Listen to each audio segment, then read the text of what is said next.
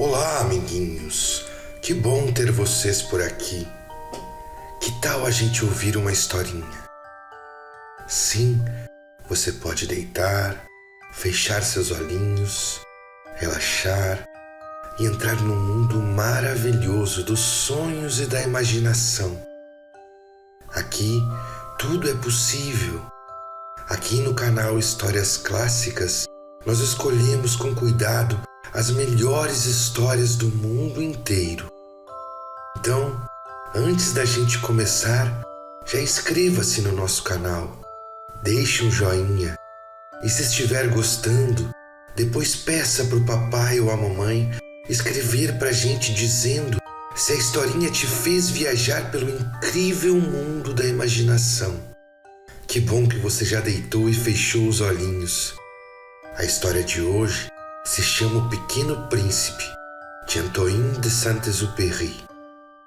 Agora, uma boa viagem, amiguinhos. Boa viagem!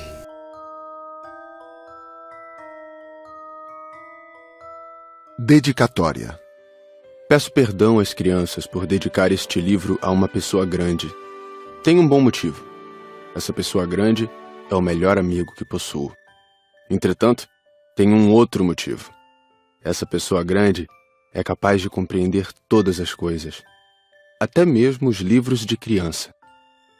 Tenho ainda um terceiro. Essa pessoa grande mora na França e ela tem fome e frio. Ela precisa de consolo. Se todos esses motivos não bastam, eu dedico então este livro à criança que essa pessoa grande já foi. Todas as pessoas grandes foram um dia crianças, mas poucas se lembram disso.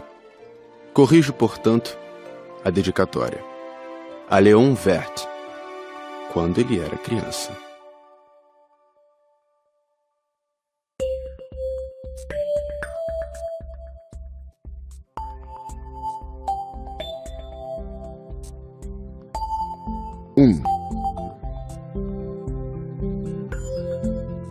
Certa vez, quando tinha 6 anos, vi num livro sobre a Floresta Virgem, Histórias Vividas, uma impressionante gravura. Ela representava uma jiboia engolindo um animal.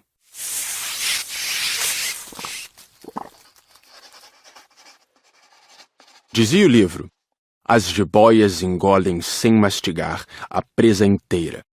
Em seguida, não podem mover-se e dormem os 6 meses da digestão. Refleti muito sobre as aventuras da selva e fiz, com lápis de cor, o meu primeiro desenho. Mostrei minha obra-prima às pessoas grandes e perguntei se o meu desenho lhes dava medo. Responderam-me: por que é que um chapéu daria medo?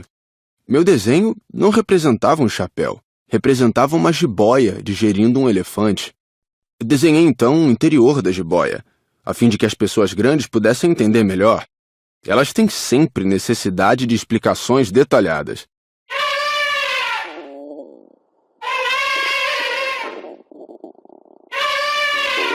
As pessoas grandes aconselharam-me a deixar de lado os desenhos de jiboias, abertas ou fechadas, e a dedicar-me de preferência à geografia, à história, à matemática, à gramática. Foi assim que abandonei, aos 6 anos, uma promissora carreira de pintor.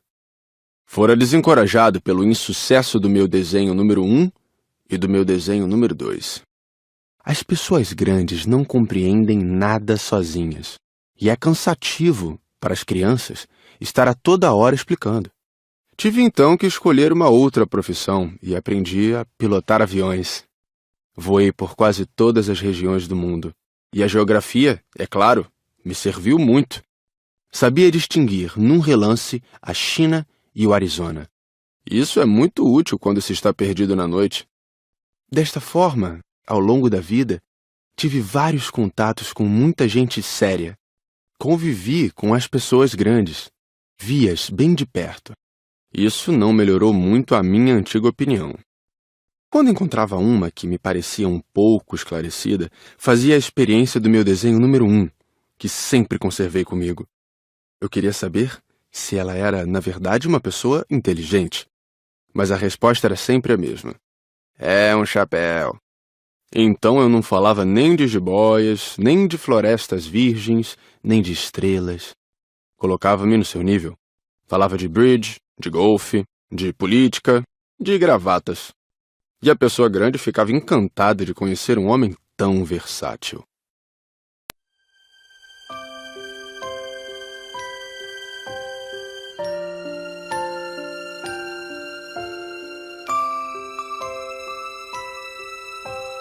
Dois.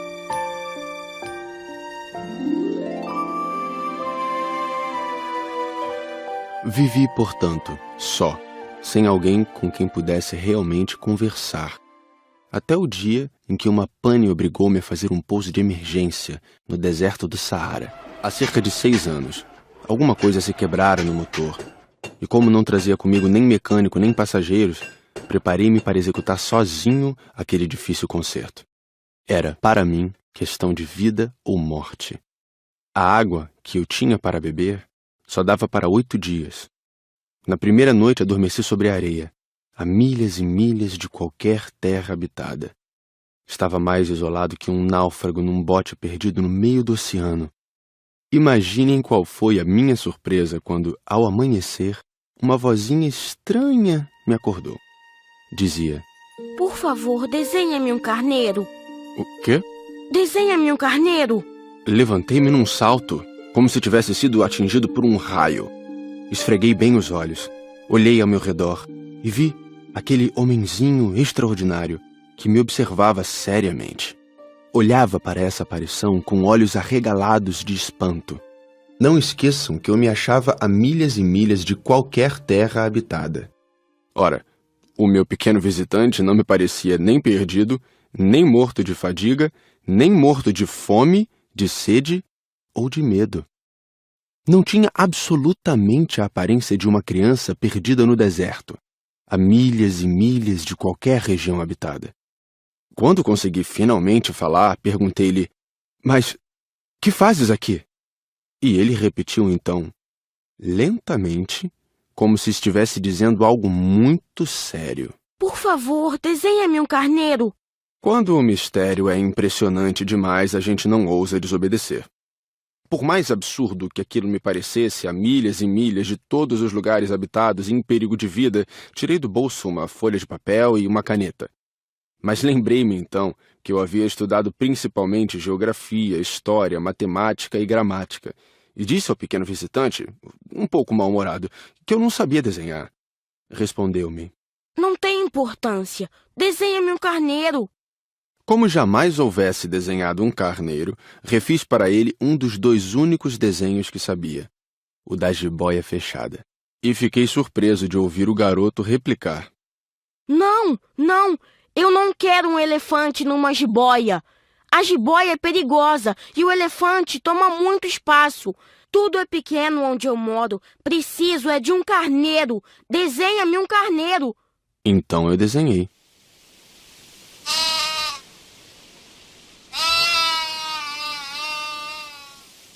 Olhou atentamente e disse: Não, esse já está muito doente. Desenha outro. Desenhei de novo. O meu amigo sorriu paciente.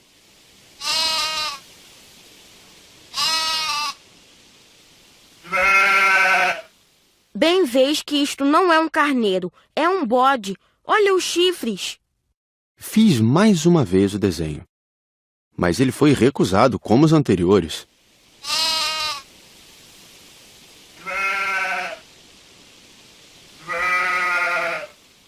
Esse aí é muito velho. Quero um carneiro que viva muito tempo.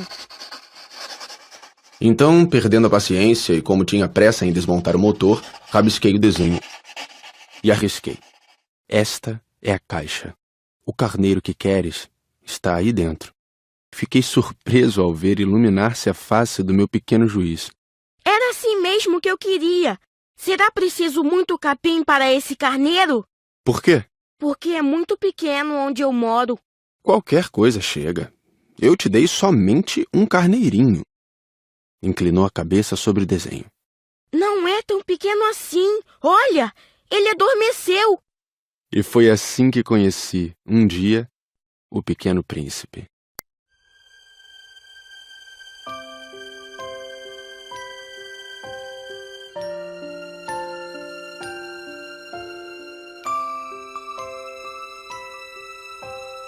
3.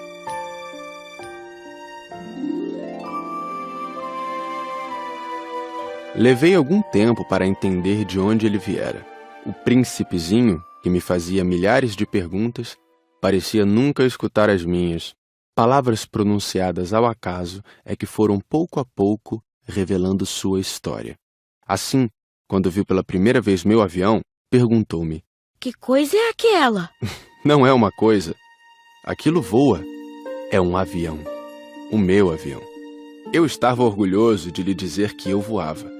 Então ele perguntou meio assustado: Como? Tu caíste do céu? Sim, respondi humildemente. Ah, isto é engraçado.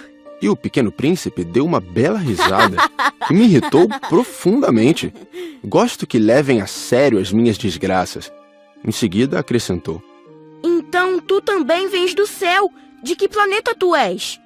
Vislumbrei um clarão no mistério da sua origem e perguntei repentinamente: Tu vens então de outro planeta?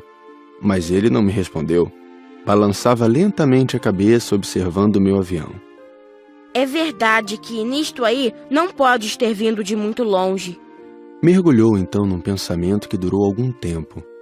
Depois, tirando do bolso o meu carneiro, ficou contemplando seu tesouro. Imaginem como eu ficara intrigado com aquela simples menção sobre os outros planetas. Esforcei-me então por saber um pouco mais. De onde vens, meu caro?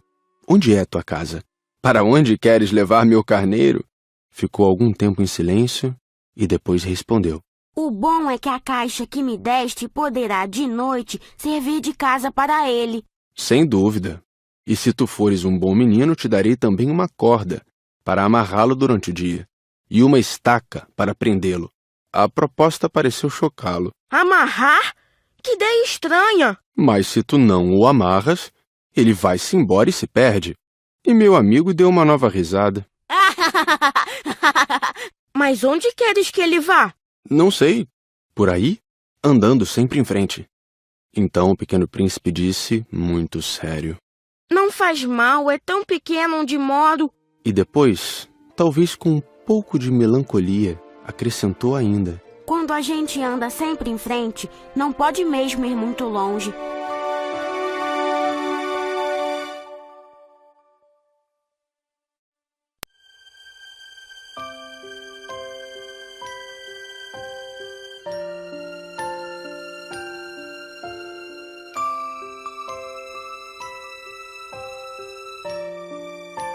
Quatro. Eu aprendera assim uma segunda coisa, importantíssima. O seu planeta de origem era pouco maior que uma casa. Para mim, isso não era surpresa. Eu sabia que, além dos grandes planetas, Terra, Júpiter, Marte ou Vênus, aos quais se deram nomes, há centenas e centenas de outros, por vezes tão pequenos que mal se veem no telescópio. Quando um astrônomo descobre um deles, dá-lhe por nome um número. Chama-o, por exemplo, asteroide 325. Tenho sérias razões para supor que o planeta de onde viera o príncipe era o asteroide B612. Esse asteroide só foi visto uma vez ao telescópio, em 1909, por um astrônomo turco. Ele fizera na época uma grande demonstração da sua descoberta, num congresso internacional de astronomia. Mas ninguém lhe dera crédito, por causa das roupas típicas que usava. As pessoas grandes são assim. Felizmente, para a reputação do asteroide B612, um ditador turco obrigou o povo, sob pena de morte, a vestir-se à moda europeia. O astrônomo repetiu sua demonstração em 1920, vestido numa elegante casaca. Então, dessa vez, todo mundo acreditou. Se lhes dou esses detalhes sobre o asteroide B612 e lhes confio o seu número, é por causa das pessoas grandes. Elas adoram os números. Quando a gente lhes fala de um novo amigo, as pessoas grandes jamais se interessam em saber como ele realmente é. Não perguntam nunca: qual é o som da sua voz? Quais os brinquedos que prefere? Será que ele coleciona borboletas? Mas perguntam: qual é a sua idade? quantos irmãos ele tem, quanto pesa, quanto ganha seu pai. Somente assim é que elas julgam conhecê-lo. Se dizemos às pessoas grandes: vi uma bela casa de tijolos cor-de-rosa, gerânios na janela, pombas no telhado, elas não conseguem de modo algum fazer uma ideia da casa. É preciso dizer-lhes: vi uma casa de 600 mil reais. Então elas exclamam: que beleza! Assim, se a gente lhes disser: a prova de que o príncipezinho existia é que ele era encantador, que ele ria e que ele queria um carneiro. Quando alguém quer um carneiro, é porque existe. Elas pouco se importarão e nos chamarão de criança. Mas se dissermos: o planeta de onde ele vinha é o asteroide B612, ficarão inteiramente convencidas e não amolarão com perguntas.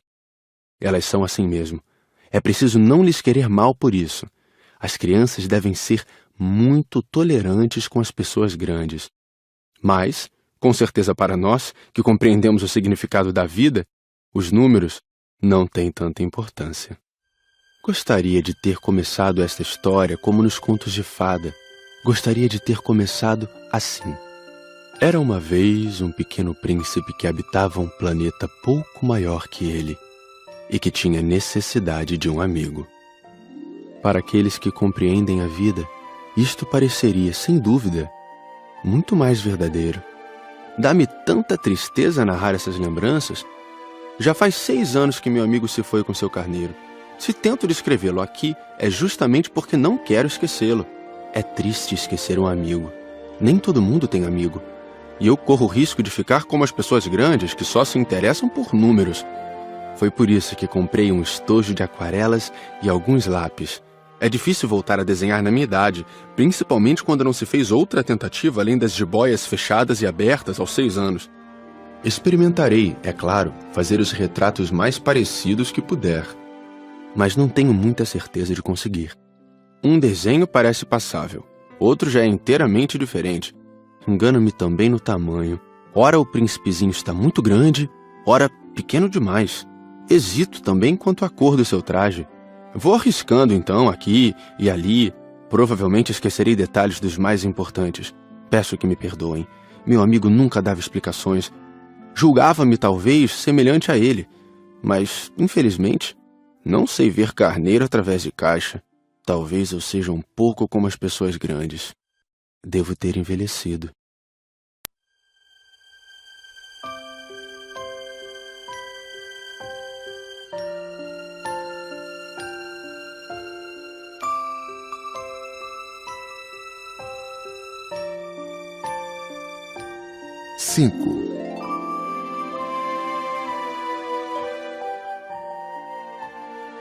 A cada dia eu ficava sabendo mais alguma coisa do seu planeta, da partida, da viagem. Mas isso devagarinho, ao acaso das informações colhidas de suas observações. Foi assim que vim a conhecer, no 3º dia, o drama dos baobás. Dessa vez ainda foi graças ao carneiro, pois de repente o pequeno príncipe me perguntou como se tivesse um sério problema. É verdade que os carneiros comem arbustos? Sim, é verdade. Ah, que bom! Não entendi imediatamente por que era tão importante que os carneiros comessem arbustos, mas o pequeno príncipe acrescentou. Portanto, eles comem também os baobás? Expliquei ao príncipezinho que os baobás não são arbustos, mas árvores grandes como igrejas, e que, mesmo que ele levasse consigo toda uma manada de elefantes, eles não chegariam a destruir um único baobá. A ideia de uma manada de elefantes fez o pequeno príncipe rir. Seria preciso colocar um em cima do outro. Mas, sabiamente, observou em seguida. Os baobás, antes de crescer, são pequenos. É verdade. Mas por que tu desejas que os carneiros comam os baobás pequenos? Bem, vejamos. E foi-me preciso um grande esforço para decifrar sozinho esse problema. De fato, no planeta do Pequeno Príncipe havia, como em todos os outros planetas, ervas boas e más. Consequentemente, sementes boas de ervas boas, sementes más de ervas más. Mas as sementes são invisíveis. Elas dormem nas entranhas da terra até que uma cisme de despertar. Então ela se espreguiça e lança timidamente para o sol um inofensivo galinho. Se é de roseira ou rabanete, podemos deixar que cresça à vontade. Mas quando percebemos que se trata de uma planta ruim, é preciso que a arranquemos imediatamente. Ora, havia sementes terríveis no planeta do Pequeno Príncipe. As sementes de baobá. O solo do planeta estava infestado. E quando não se descobre que aquela plantinha é um baobá, nunca mais a gente consegue se livrar dele, pois suas raízes penetram o planeta todo, atravancando-o. E se o planeta é pequeno e os baobás numerosos, o planeta acaba rachando. É uma questão de disciplina, me disse mais tarde o príncipezinho. Quando a gente acaba a toalete da manhã, começa a fazer com cuidado a toalete do planeta. É preciso que nos habituemos a arrancar regularmente os baobás, logo que se diferenciem das roseiras, com as quais muitos se parecem quando pequenos. É um trabalho sem graça, mas de fácil execução. E um dia aconselhou-me a fazer um belo desenho para que as crianças do meu planeta tomassem consciência desse perigo. Se algum dia tiverem de viajar, explicou-me, poderá ser útil para elas. Às vezes, não há inconveniente em protelar um trabalho, mas, quando se trata de baobás, é sempre uma catástrofe. Conheci um planeta habitado por um preguiçoso. Ele havia deixado que ali crescessem 3 arbustos.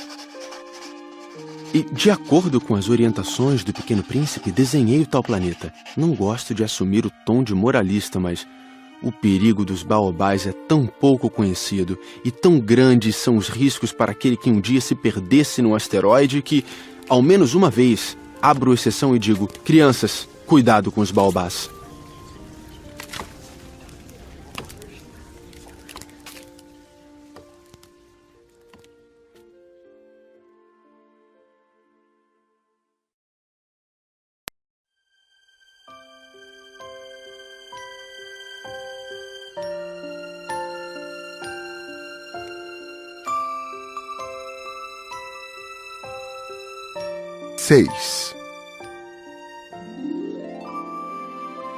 Ah, Pequeno Príncipe, assim eu comecei a compreender pouco a pouco os segredos da tua triste vidinha.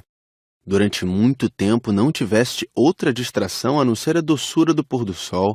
Aprendi esse novo detalhe quando me disseste, na manhã do 4º dia: gosto muito de pôr do sol. Vamos ver um. Mas é preciso esperar. Esperar o quê? Esperar que o sol se ponha. Tu fizeste um ar de surpresa e logo depois riste de ti mesmo. Disseste-me: eu sempre imagino estar em casa. De fato, quando é meio-dia nos Estados Unidos, o sol, todo mundo sabe, está se pondo na França. Bastaria poder ir à França num minuto para assistir ao pôr do sol. Infelizmente, a França é longe demais. Mas no teu pequeno planeta, bastava apenas recuar um pouco a cadeira. E assim, contemplavas o crepúsculo todas as vezes que desejavas. Um dia, eu vi o sol se pôr 43 vezes. E logo depois acrescentaste: quando a gente está muito triste, gosta de admirar o pôr do sol. Estavas tão triste assim no dia em que contemplaste os 43? Mas o príncipezinho não respondeu.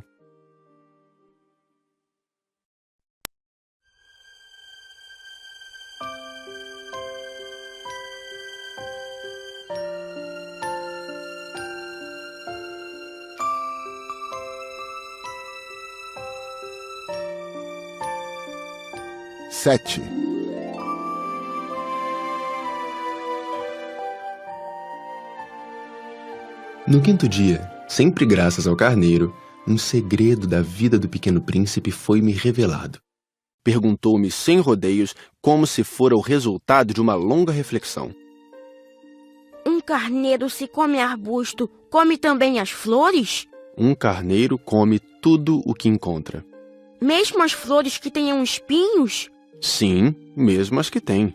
Então, para que servem os espinhos? Eu não sabia. Estava ocupadíssimo naquele instante, tentando desatarrachar do motor um parafuso muito apertado. Estava bastante preocupado, pois minha pane estava começando a parecer muito grave e a água que tinha para beber era tão pouca que eu temia o pior. Para que servem os espinhos? O Pequeno Príncipe jamais renunciava a uma pergunta uma vez que a tivesse feito. Mas eu estava irritado com o parafuso e respondi qualquer coisa. Espinhos não servem para nada, são pura maldade das flores. Mas, após um silêncio, ele me disse com uma espécie de rancor. Não acredito. As flores são fracas, ingênuas. Defendem-se como podem. Elas se julgam poderosas com seus espinhos. Não respondi. Naquele instante eu pensava, se esse parafuso não afrouxar, vou fazê-lo soltar com uma martelada. O príncipezinho perturbou de novo meus pensamentos. E tu pensas então que as flores... Ora, eu não penso nada. Eu respondi qualquer coisa. Eu só me ocupo com coisas sérias. Ele me olhou surpreso. Coisas sérias? Ele me via de martelo em punho, dedos sujos de graxa, curvado sobre um objeto que lhe parecia ser muito feio. Tu falas como as pessoas grandes. Senti um pouco de vergonha, mas ele acrescentou, implacável. Tu confundes todas as coisas, misturas tudo. Ele estava realmente muito irritado. Sacudia ao vento seus cabelos dourados. Eu conheço um planeta onde há um sujeito vermelho, quase roxo. Nunca cheirou uma flor, nunca olhou uma estrela, nunca amou ninguém. Nunca fez outra coisa senão contas. E o dia todo repete, como tu, eu sou um homem sério, eu sou um homem sério. E isso faz inchar-se de orgulho. Mas ele não é um homem, é um cogumelo. Um quê? Um cogumelo. O príncipe estava agora pálido de cólera. Há milhões e milhões de anos que as flores produzem espinhos. Há milhões e milhões de anos que, apesar disso, os carneiros as comem. E não será importante procurar saber por que elas perdem tanto tempo produzindo espinhos inúteis. Não terá importância a guerra dos carneiros e das flores? Não será mais importante que as contas do tal sujeito? E se eu, por minha vez, conheço uma flor única no mundo, que só existe no meu planeta, e que um belo dia um carneirinho pode destruir num só golpe, sem saber o que faz, isto não tem importância? Corou um pouco e continuou em seguida. Se alguém ama uma flor da qual só existe um exemplar em milhões e milhões de estrelas, isso basta para fazê-lo feliz quando a contempla. Ele pensa, minha flor está lá, em algum lugar. Mas se o carneiro come a flor, é para ele como se todas as estrelas repentinamente se apagassem. E isto não tem importância. Não pôde dizer mais nada. Imediatamente se pôs a soluçar. A noite caíra. Larguei as ferramentas. Ria-me do martelo, do parafuso, da sede e da morte. Havia numa estrela, num planeta, o meu, a Terra, um príncipezinho a consolar. Tomei-o nos braços, embalei-o e lhe dizia, a flor que tu amas não está em perigo. Vou desenhar uma mordaça para o carneiro, uma cerca para a tua flor. Eu não sabia mais o que dizer. Sentia-me envergonhado. Não sabia como consolá-lo, como me aproximar dele. É tão misterioso o país das lágrimas.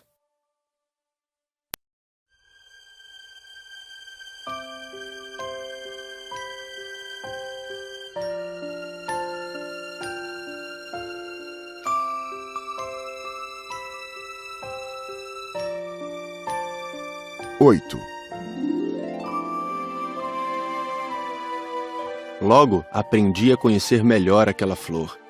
Sempre houvera no planeta do Pequeno Príncipe flores muito simples, ornadas de uma só fileira de pétalas, e que não ocupavam espaço nem incomodavam ninguém.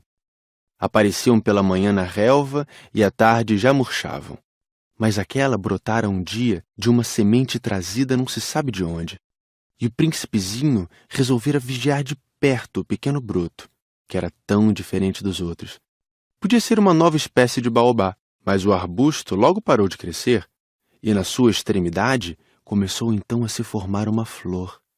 O Pequeno Príncipe, que assistia ao surgimento de um enorme botão, pressentiu que dali sairia uma aparição miraculosa. Mas a flor não acabava mais de preparar sua beleza no seu verde aposento. Escolhia as cores com cuidado, vestia-se lentamente, ajustava uma a uma suas pétalas. Não queria sair como os cravos amarrotada. Ela queria aparecer no esplendor da sua beleza. Ah, sim! Sua misteriosa toilette, portanto, demorara alguns dias. E eis que numa manhã, justamente à hora do sol nascer, ela se mostrou. E ela, que se preparara com tanto esmero, disse bocejando: Ah, eu acabo de despertar. Desculpa, estou ainda toda despenteada. O príncipezinho, então, não pôde conter o seu espanto. Como és bonita!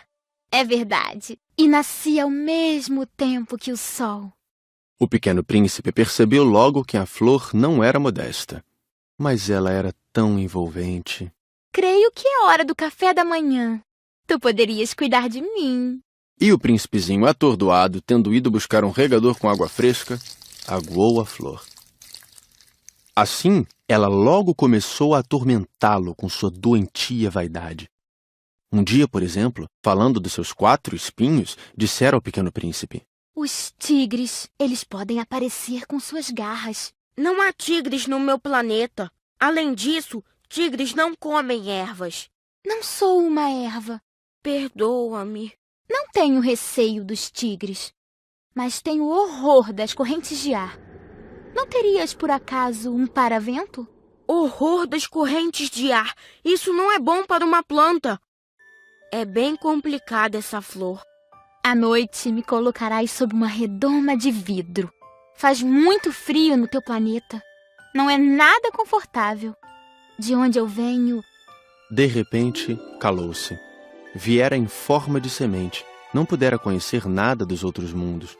Encabulada por se ter sido surpreendida com uma mentira tão tola, tossiu 2 ou 3 vezes e, para fazê-lo sentir-se culpado, pediu: E o paravento? Ia buscá-lo, mas tu me falavas... Então ela forçou a tosse para causar-lhe remorso. Assim o príncipezinho, apesar da sinceridade do seu amor, logo começara a duvidar dela. Levara a sério palavras sem importância, e isto o fez sentir-se muito infeliz. Não devia tê-la escutado, confessou-me um dia. Não se deve nunca escutar as flores. Basta admirá-las, sentir seu aroma. A minha perfumava todo o meu planeta, mas eu não sabia como desfrutá-la. Aquela história das garras, que tanto me irritara, devia ter me enternecido. Confessou-me ainda. Não soube compreender coisa alguma. Deveria tê-la julgado por seus atos, não pelas palavras. Ela exalava perfume e me alegrava. Não podia jamais tê-la abandonado. Deveria ter percebido sua ternura por trás daquelas tolas mentiras. As flores são tão contraditórias. Mas eu era jovem demais para saber amá-la.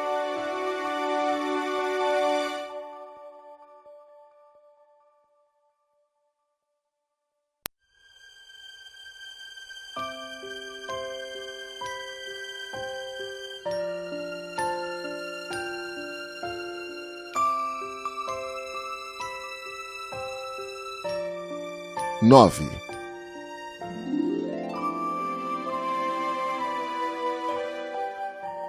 Creio que ele se aproveitou de uma migração de pássaros selvagens para fugir. Na manhã da viagem, pôs o planeta em ordem, revolveu cuidadosamente seus vulcões.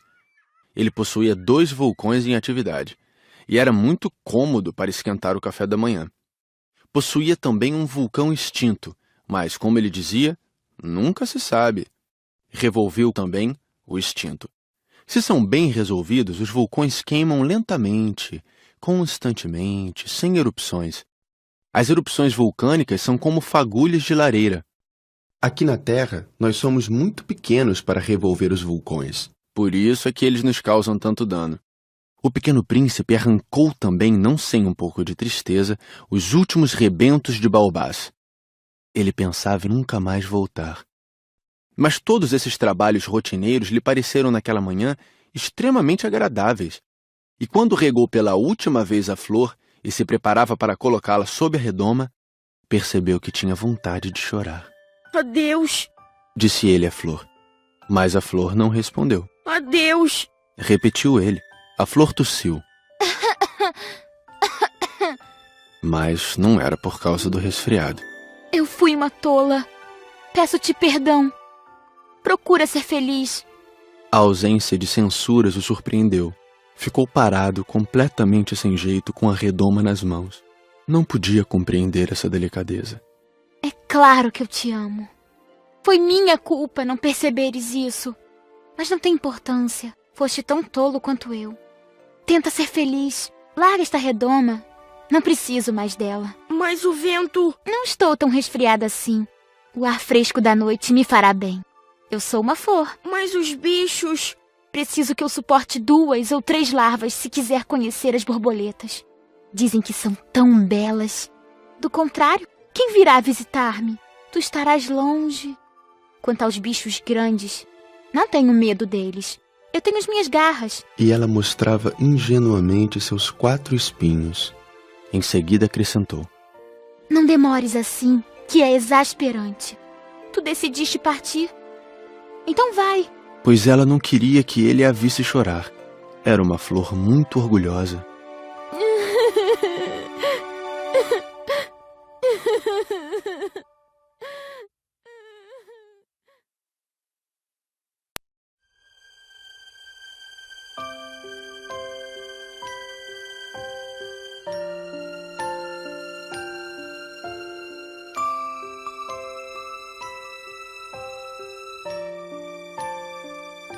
Dez.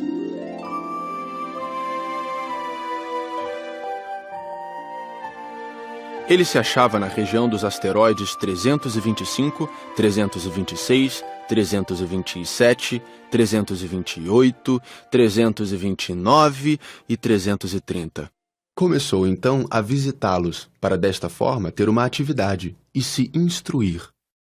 O primeiro era habitado por um rei. O rei sentava-se, vestido de púrpura e arminho, num trono muito simples, embora majestoso. Oh, eis um súdito! Exclamou o rei ao ver o visitante. E o príncipezinho perguntou a si mesmo. Como pode ele reconhecer-me se jamais me viu? Ele não sabia que para os reis o mundo é muito mais simples. Todos os homens são súditos. Aproxima-te para que eu te veja melhor. Disse o rei, todo orgulhoso de poder ser rei para alguém. O pequeno príncipe olhou em volta para achar onde sentar-se, mas o planeta estava todo ocupado pelo magnífico manto de arminho. Ficou então de pé, mas, como estava cansado, bocejou. É contra a etiqueta bocejar na frente do rei. Eu o proíbo. Não posso evitá-lo. Fiz uma longa viagem e não dormi ainda. Então, eu te ordeno que bocejes. Há anos que não vejo ninguém bocejar. Os bocejos são uma raridade para mim. Vamos, boceja. É uma ordem. Isso me intimida. Assim eu não consigo... Disse o pequeno príncipe enrubescido. Então eu te ordeno, ora bocejares e ora... Ele gaguejava um pouco e parecia envergonhado, porque o rei fazia questão de que sua autoridade fosse respeitada. Não tolerava desobediência, era um monarca absoluto. Mas, como era muito bom, dava ordens razoáveis. Se eu ordenasse, costumava dizer, que um general se transformasse numa gaivota e o general não me obedecesse, a culpa não seria do general, seria minha. Posso sentar-me? Perguntou timidamente o príncipezinho. Eu te ordeno que te sentes. Respondeu-lhe o rei, que puxou majestosamente um pedaço do manto de arminho. Mas o pequeno príncipe se espantava. O planeta era minúsculo. Sobre quem reinaria o rei? Majestade, Eu vos peço perdão de ousar interrogar-vos.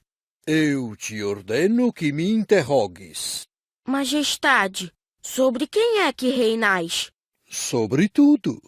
Respondeu o rei com uma grande simplicidade. Sobre tudo?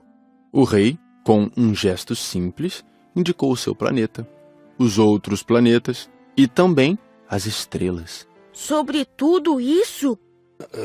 Sobre tudo isso. Pois ele não era apenas um monarca absoluto, era também um monarca universal. E as estrelas vos obedecem? Sem dúvida. Obedecem prontamente. Eu não tolero indisciplina. Tanto poder maravilhou o Pequeno Príncipe. Se ele fosse detentor desse poder, teria podido assistir não a 43, mas a 72, ou mesmo a 100, ou mesmo a 200 pôres do sol no mesmo dia, sem precisar sequer afastar a cadeira. E como se sentisse um pouco triste ao pensar no seu pequeno planeta abandonado, ousou solicitar ao rei uma graça. Eu desejava ver um pôr do sol. Fazei-me esse favor. Ordenai ao sol que se ponha. Se eu ordenasse a meu general voar de uma flor a outra como borboleta, ou escrever uma tragédia, ou transformar-se numa gaivota, e o general não executasse a ordem recebida, quem, ele ou eu, estaria errado? Vós? Exato. É preciso exigir de cada um o que cada um pode dar. A autoridade se baseia na razão. Se ordenares a teu povo que ele se lance ao mar, todos se rebelarão. Eu tenho o direito de exigir obediência porque minhas ordens são razoáveis. E meu pôr do sol? Lembrou o Pequeno Príncipe que nunca esquecia uma pergunta que tivesse feito. Teu pôr do sol tu o terás. Eu o exigirei. Mas eu esperarei na minha sabedoria de governante que as condições sejam favoráveis. Quando serão? Hein? Respondeu o rei, que consultou inicialmente um enorme calendário. Será lá por volta de 7h40 esta noite, e tu verás como sou bem obedecido. O príncipezinho bocejou. Sentia falta de seu pôr do sol. E depois, já estava começando a se aborrecer. Não tenho mais nada que fazer aqui. Vou prosseguir minha viagem. Não partas. Retrucou o rei, que estava orgulhoso de ter um súdito. Não partas. Eu te faço ministro. Ministro de quê? Da justiça. Mas não há ninguém para julgar. Nunca se sabe. Ainda não dei a volta no meu reino. Estou muito velho. Não tenho espaço para uma carruagem. E andar cansa-me muito. Mas eu já vi.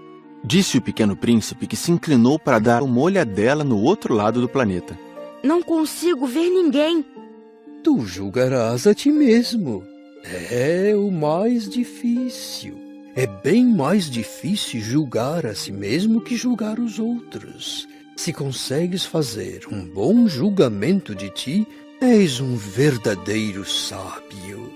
Mas eu posso julgar a mim próprio em qualquer lugar. Não preciso para isso ficar morando aqui. Eu tenho quase certeza de que há um velho rato no meu planeta. Eu o escuto de noite. Tu poderás julgar esse rato. Tu o condenarás à morte de vez em quando. Assim, a vida dele dependerá da tua justiça. Mas tu o perdoarás sempre, para poupá-lo, pois só temos um. Eu não gosto de condenar à morte e acho que vou mesmo embora. Não, disse o rei, mas o príncipezinho, tendo terminado os preparativos, não quis afligir o velho monarca. Se Vossa Majestade deseja ser prontamente obedecido, poderá dar-me uma ordem razoável. Poderia ordenar-me, por exemplo, que partisse em menos de 1 minuto. Parece-me que as condições são favoráveis. Como o rei não dissesse nada, o príncipe hesitou um pouco, depois suspirou e partiu. Eu te faço meu embaixador. Apressou-se o rei em gritar. Tinha um ar de grande autoridade. As pessoas grandes são muito esquisitas, pensava o pequeno príncipe durante a viagem.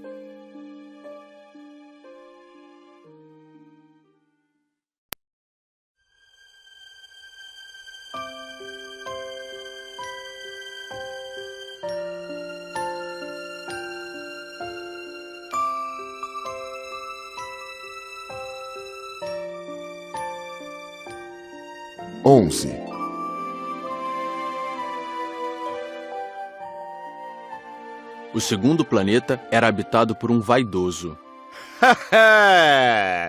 Um admirador vem visitar-me. Exclamou à distância o vaidoso. Mal avistara o príncipezinho, porque para os vaidosos, os outros homens são seus admiradores. Bom dia. Tu tens um chapéu engraçado. É para agradecer. Para agradecer quando me aclamam. Infelizmente, não passa ninguém por aqui. Ah, é? Bate tuas mãos, uma na outra. O príncipezinho bateu as mãos uma na outra. O vaidoso agradeceu modestamente, erguendo o chapéu. Ah, isso é mais divertido que a visita ao rei, disse para si próprio, e recomeçou a bater as mãos uma na outra. O vaidoso tornou a agradecer, tirando o chapéu. Após 5 minutos de exercício, o príncipezinho cansou-se com a monotonia daquele jogo. E para o chapéu cair, o que é preciso fazer? Mas o vaidoso não ouviu. Os vaidosos só ouvem os elogios. Não é verdade que tu me admiras muito? O que quer dizer admirar? Admirar significa reconhecer que eu sou o homem mais belo, mais bem vestido, mais rico e o mais inteligente de todo o planeta. Mas só tu moras no teu planeta. Dá-me esse prazer. Admira-me assim mesmo. Eu te admiro. Disse o príncipezinho dando de ombros. Mas de que te serve isso? E o pequeno príncipe foi-se embora. As pessoas grandes são de fato muito estranhas, pensou ele, continuando sua viagem.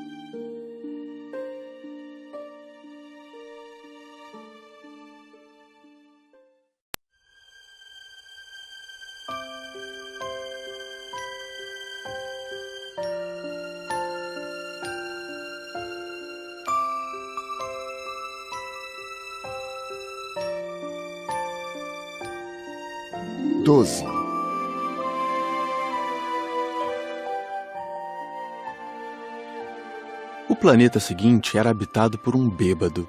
Esta visita foi muito curta, mas deixou o príncipezinho mergulhado numa profunda tristeza.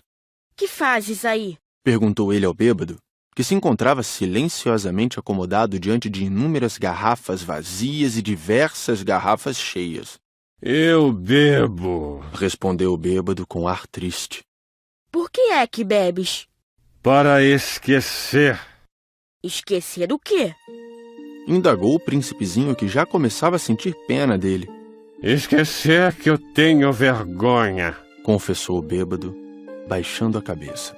Vergonha de quê? Perguntou o príncipe, que desejava socorrê-lo. Vergonha de beber. Concluiu o beberrão, encerrando-se definitivamente no seu silêncio. E o pequeno príncipe foi-se embora, perplexo. As pessoas grandes são decididamente estranhas, muito estranhas, dizia para si mesmo durante a viagem.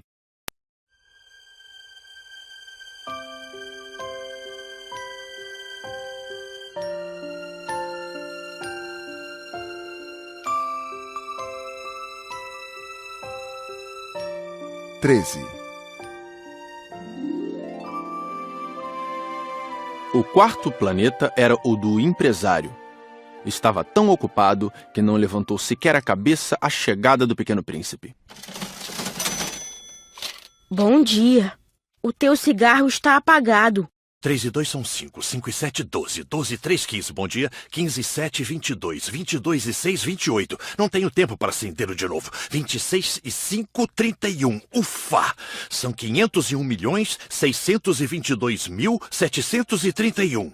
500 milhões de quê? Hein? Ainda estás aí? 501 milhões de... Eu não sei mais. Tenho tanto trabalho. Sou um sujeito sério, não me preocupo com futilidades. 2 e 5, 7. 500 milhões de quê? Repetiu o príncipezinho, que nunca na vida renunciara a uma pergunta uma vez que a tivesse feito. O empresário levantou a cabeça.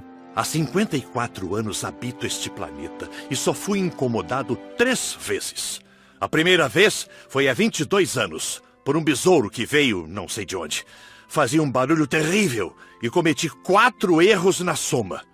A segunda foi há 11 anos, quando tive uma crise de reumatismo. Por falta de exercício. Não tenho tempo para passear, sou um sujeito sério. A terceira é esta. Eu dizia, portanto, 501 milhões... Milhões de quê? O empresário compreendeu que não havia chance de ter paz. Milhões dessas coisinhas que se veem às vezes no céu. Moscas? Não, essas coisinhas que brilham. Vagalumes? Também não. Essas coisinhas douradas que fazem sonhar os preguiçosos. Mas eu sou uma pessoa séria. Não tenho tempo para divagações. Ah, estrelas? Isso mesmo, estrelas. E que fazes com 500 milhões de estrelas? 501.622.731. Eu sou um sujeito sério, gosto de exatidão. E que fazes com essas estrelas? O que faço com elas? Sim. Nada, eu as possuo. Tu possuis as estrelas? Sim. Mas eu já vi um rei que... Os reis não possuem, eles reinam sobre. É muito diferente. E de que te serve possuir as estrelas? Serve-me para ser rico. E para que te serve ser rico? Para comprar outras estrelas, se alguém achar. Esse aí, disse o príncipezinho para si mesmo, raciocina um pouco como o bêbado. No entanto, fez ainda algumas perguntas. Como pode a gente possuir as estrelas? De quem são elas? Eu não sei, de ninguém. Logo, são minhas, porque pensei nisso primeiro. Basta isso? Sem dúvida. Quando achas um diamante que não é de ninguém, ele é teu. Quando achas uma ilha que não é de ninguém, ela é tua. Quando tens uma ideia antes dos outros, tu a registras, ela é tua. Portanto, eu possuo as estrelas, pois ninguém antes de mim teve a ideia de as possuir. Isso é verdade. E que fazes tu com elas? Eu as administro, eu as conto e reconto. É complicado, mas eu sou um homem sério. O príncipezinho ainda não estava satisfeito. Eu, se possuo um lenço de seda, posso amarrá-lo em volta do pescoço e levá-lo comigo. Se possuo uma flor, posso colhê-la e levá-la comigo. Mas tu não podes levar as estrelas. Não, mas posso colocá-las no banco. Que quer dizer isso? Isso quer dizer que eu escrevo num pedaço de papel o número de estrelas que possuo. Depois, tranco o papel à chave numa gaveta. Só isso? Isso basta. É divertido, pensou o príncipezinho. É bastante poético, mas sem muita utilidade. O pequeno príncipe tinha sobre as coisas sérias ideias muito diferentes do que pensavam as pessoas grandes. Eu possuo uma flor que rego todos os dias. Possuo 3 vulcões que revolvo toda semana, porque revolvo também o que está extinto. A gente nunca sabe. É útil para os meus vulcões, é útil para a minha flor que eu os possua. Mas tu não és útil às estrelas. O empresário abriu a boca, mas não encontrou nenhuma resposta. E o príncipezinho se foi. As pessoas grandes são mesmo extraordinárias, repetia para si durante a viagem.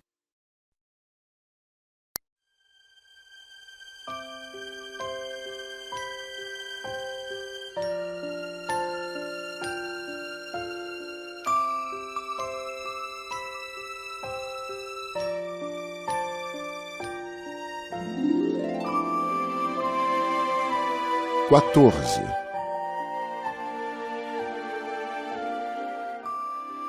O quinto planeta era muito curioso. Era o menor de todos. Tinha o espaço suficiente para um lampião e para o acendedor de lampiões. O Pequeno Príncipe não conseguia entender para que serviriam no céu, num planeta sem casa e sem gente, um lampião e o acendedor de lampiões. No entanto, disse consigo mesmo: talvez esse homem seja mesmo um tolo. No entanto, é menos tolo que o rei, que o vaidoso, que o empresário, que o beberrão. Seu trabalho, ao menos, tem um sentido. Quando acende o lampião, é como se fizesse nascer mais uma estrela ou uma flor. Quando apaga, porém, faz adormecer a estrela ou a flor. É um belo trabalho, e sendo belo, tem sua utilidade. Quando alcançou o planeta, saudou educadamente o acendedor. Bom dia. Por que acabas de apagar teu lampião? É o regulamento. Bom dia. Qual é o regulamento? É apagar meu lampião. Boa noite. E tornou a acender. Mas por que acabas de acendê-lo de novo? É o regulamento. Eu não compreendo. Não é para compreender. Regulamento é regulamento. Bom dia. E apagou o lampião. Em seguida, enxugou a testa num lenço de losangos vermelhos.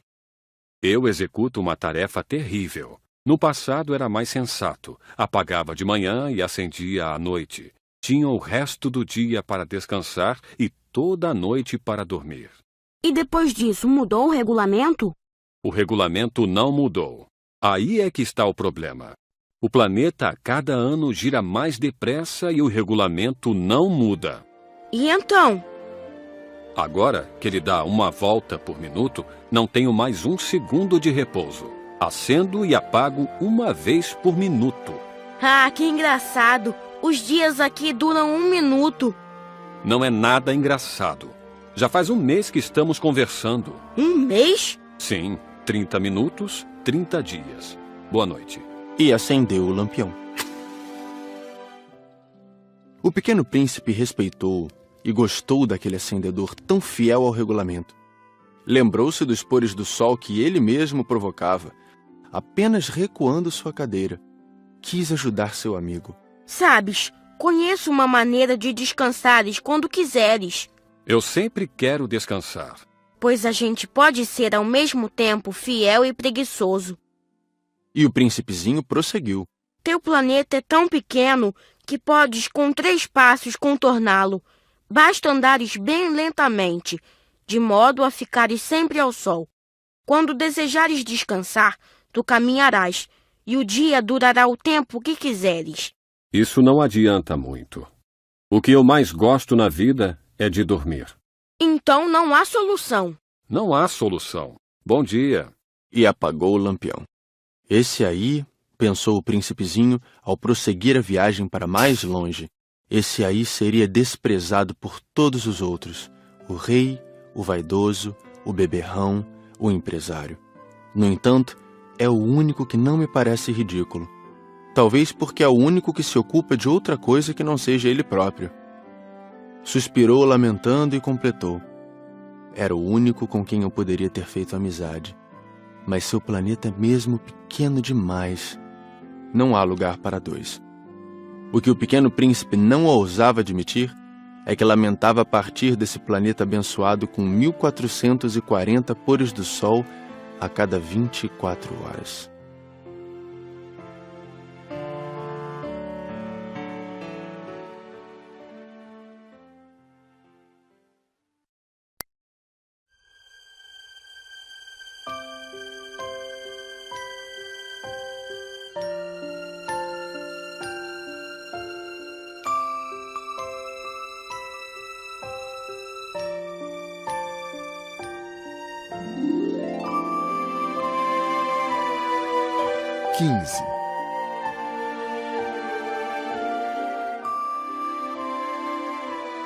O sexto planeta era 10 vezes maior.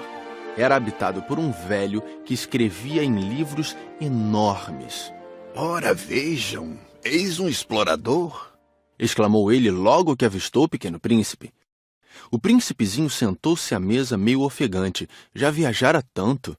De onde vens? Que livro é esse? Que faz o senhor aqui?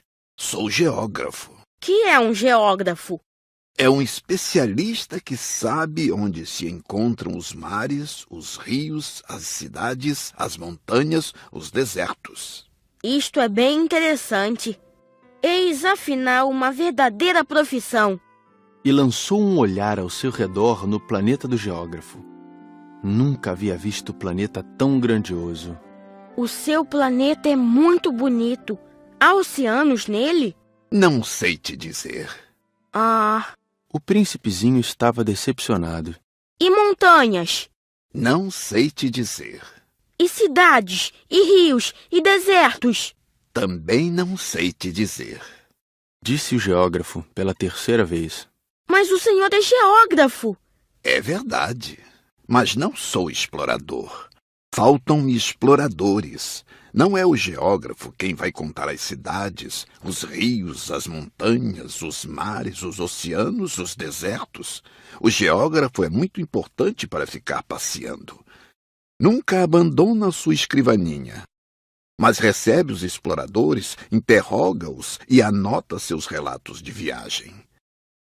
E quando algum lhe parece mais interessante, o geógrafo faz um inquérito sobre a moral do explorador. Por quê?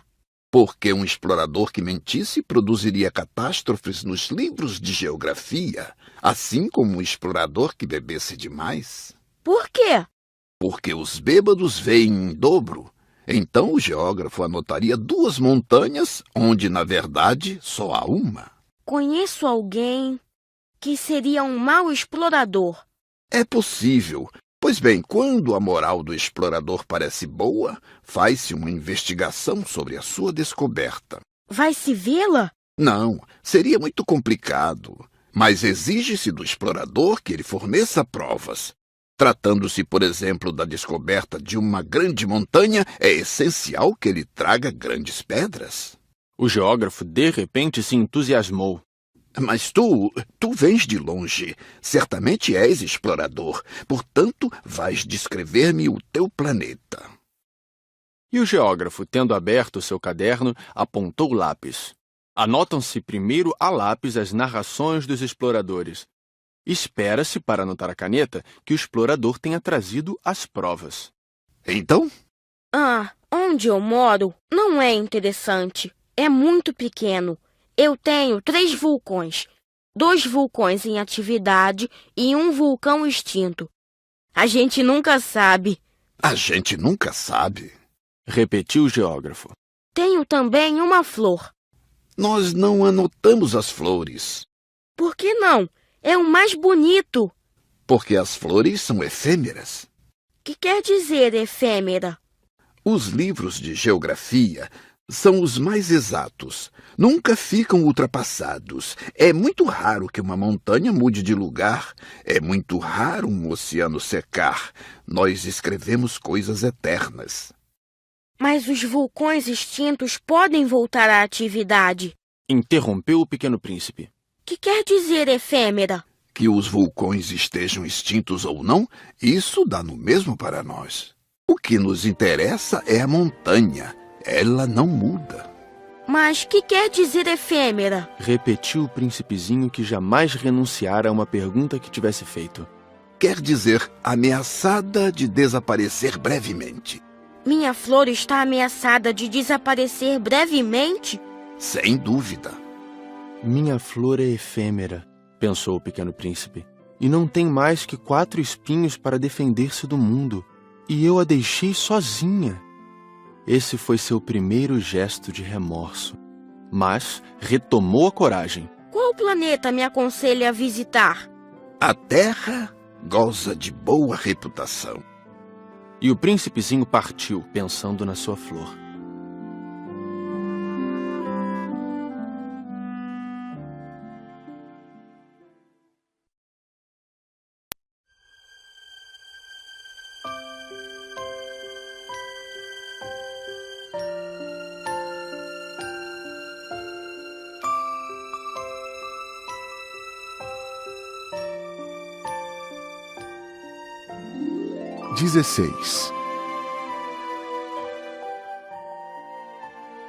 O 7º planeta foi, portanto, a Terra.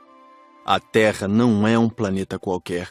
Contam-se lá 111 reis, não esquecendo, é claro, os reis negros, 7.000 geógrafos, 900.000 negociantes, 7,5 milhões de beberrões e 311 milhões de vaidosos.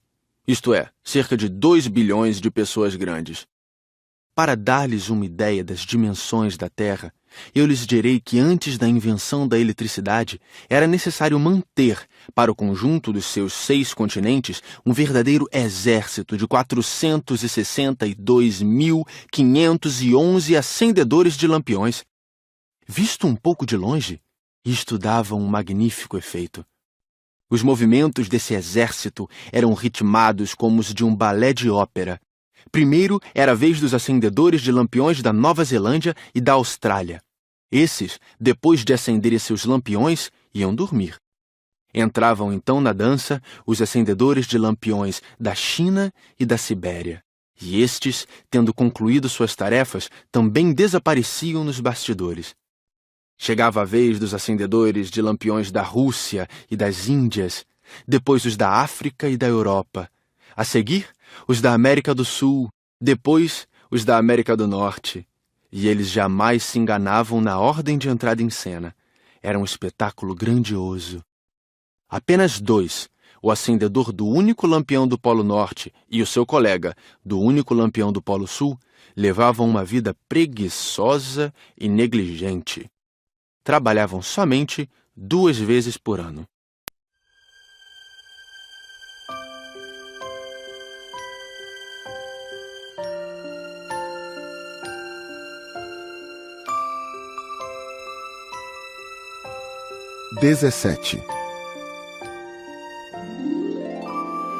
Quando a gente quer fazer graça, às vezes mente um pouco. Não fui lá muito honesto ao lhes falar dos acendedores de lampiões. Corro o risco de dar uma falsa ideia do nosso planeta àqueles que não conhecem. Os homens ocupam, na verdade, muito pouco espaço na superfície da Terra. Se os 2 bilhões de habitantes que povoam a Terra se mantivessem de pé, colados uns aos outros, como para um comício, facilmente se acomodariam numa praça pública de 20 milhas de comprimento por 20 de largura. Poderíamos agrupar toda a humanidade na menor das ilhas do Pacífico. As pessoas grandes não acreditarão, é claro. Elas julgam ocupar muito espaço. Imaginam-se tão importantes quanto os baobás. Peçam-lhes então que façam as contas. Elas adoram os números. Ficarão contentes com isso. Mas não percam seu tempo nessa matemática. É desnecessário. Sei que acreditam em mim. O Pequeno Príncipe, uma vez na Terra, ficou muito surpreso de não ver ninguém. Já receava ter se enganado de planeta quando um anel cor-de-lua remexeu na areia. Boa noite. Boa noite. Respondeu a serpente.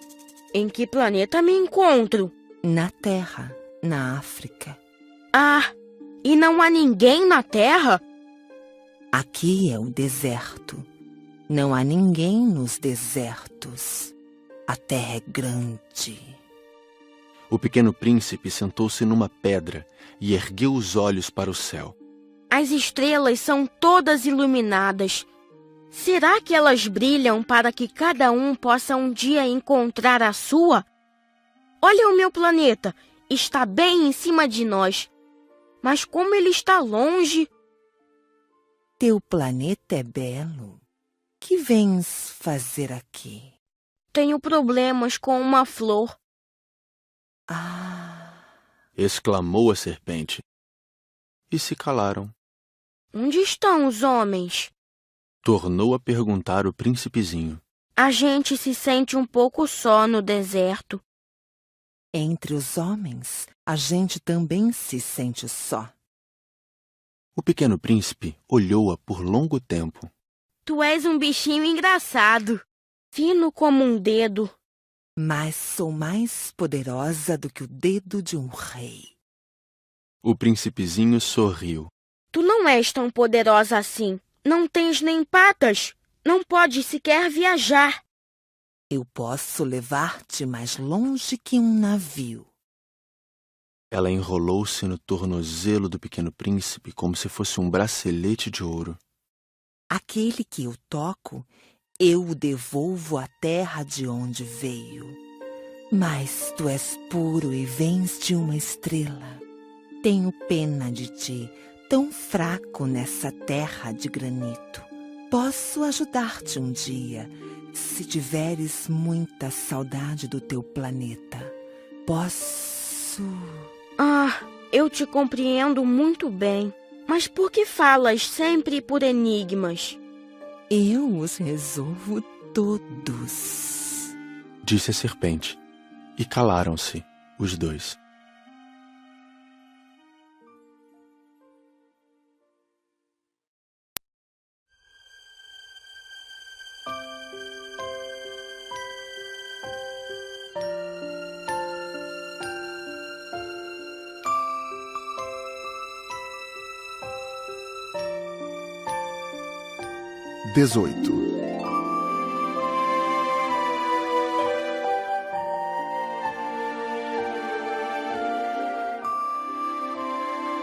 O Pequeno Príncipe atravessou o deserto e encontrou apenas uma flor de 3 pétalas, uma florzinha insignificante. Bom dia, disse o príncipe. Bom dia, disse a flor. Onde estão os homens? Perguntou ele educadamente. A flor, um dia, vira passar uma caravana. Os homens? Eu creio que existem 6 ou 7. Vi-os faz muito tempo, mas não se pode nunca saber onde se encontram. O vento os leva. Eles não têm raízes. Eles não gostam das raízes. Adeus. Adeus.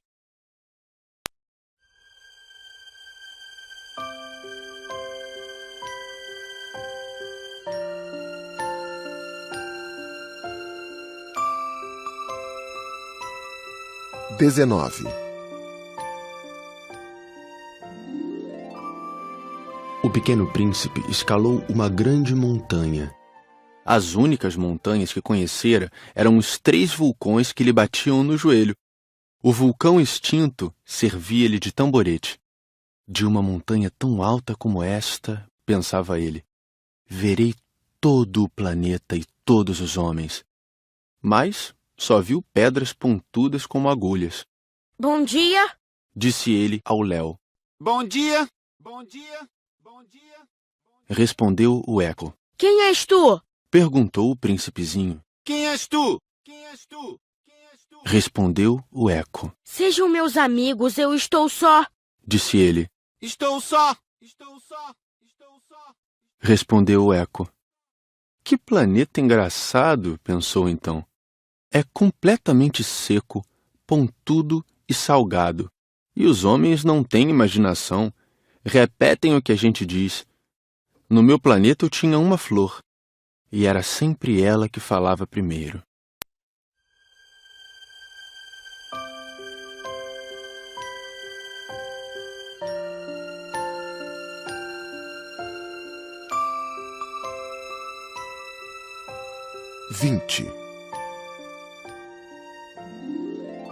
Mas aconteceu que o Pequeno Príncipe, tendo andado muito tempo pelas areias, pelas rochas e pela neve, descobriu, enfim, uma estrada.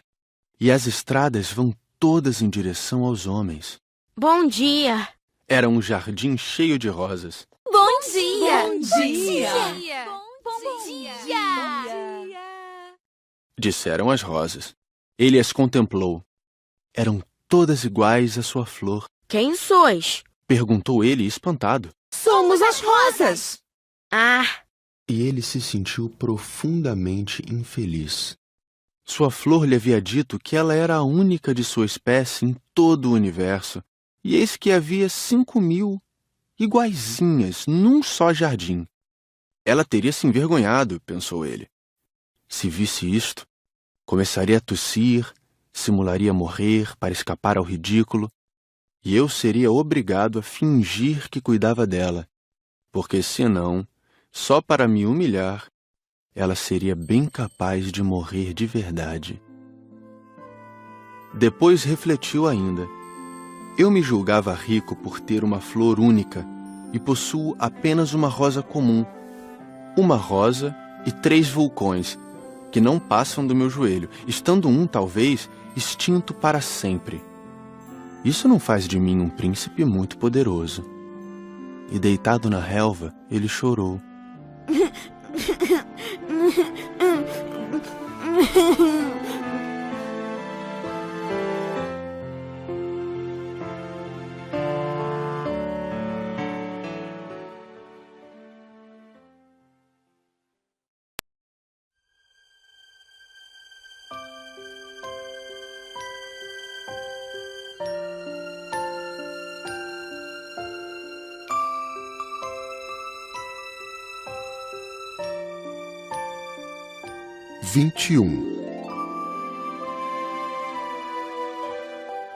E foi então que apareceu a raposa. Bom dia, disse a raposa. Bom dia. Respondeu educadamente o pequeno príncipe que, olhando à sua volta, nada viu. Eu estou aqui, disse a voz. debaixo da macieira. Quem és tu? Tu és bem bonita. Sou uma raposa. Vem brincar comigo. Estou tão triste. Eu não posso brincar contigo. Não me cativaram ainda. Ah, desculpa, disse o príncipezinho, mas após refletir, acrescentou. Que quer dizer cativar? Tu não és daqui. Que procuras? Procuro os homens. Que quer dizer cativar? Os homens têm fuzis e caçam. É assustador. Criam galinhas também. É a única coisa que fazem de interessante. Tu procuras galinhas? Não. Eu procuro amigos. Que quer dizer cativar? É algo quase sempre esquecido. Significa criar laços.